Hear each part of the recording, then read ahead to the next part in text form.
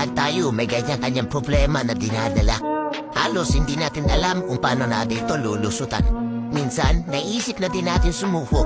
Pero, pinapatatak tayo ng mga taong umaasa sa atin. Sa mga taong naniniwala sa kung ano man ang kaya natin gawin.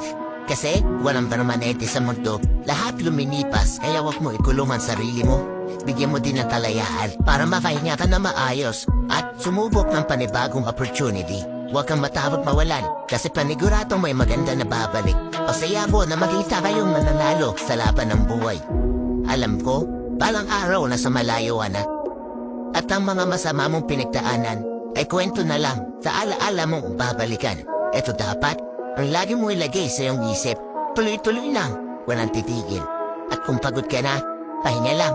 Tapos, dapat